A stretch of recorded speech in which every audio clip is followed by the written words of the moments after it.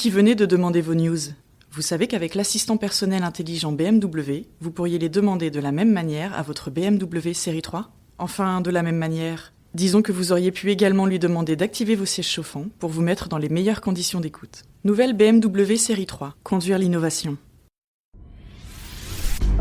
L'info éco avec Capital.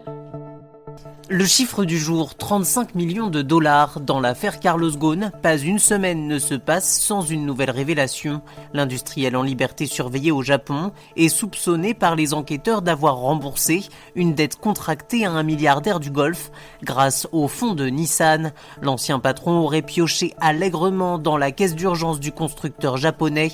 Selon le journal nippon Nikkei, Carlos Ghosn aurait effectué des versements échelonnés sur une période de 8 ans.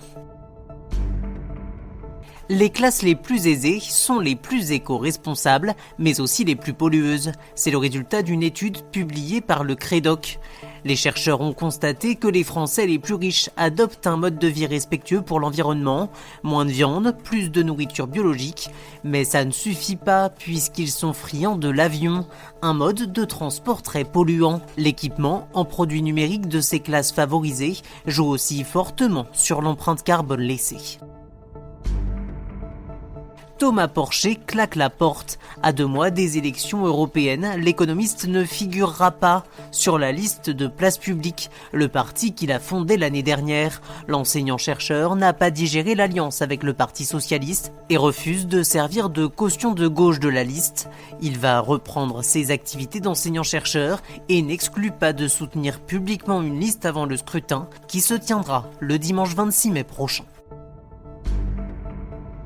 On termine avec le petit caprice de Xi Jinping. Le président chinois prépare avec minutie son déplacement à Nice le 24 mars prochain. Il tient absolument à faire transporter son propre lit depuis Pékin pour l'installer dans une suite qui lui sera réservée au Negresco. Sa délégation occupera d'ailleurs 2 étages entiers de l'hôtel situé sur la promenade des Anglais. Le président chinois viendra parler affaires avec Emmanuel Macron.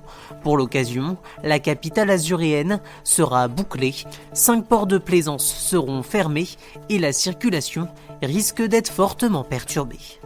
C'était l'info éco avec Capital.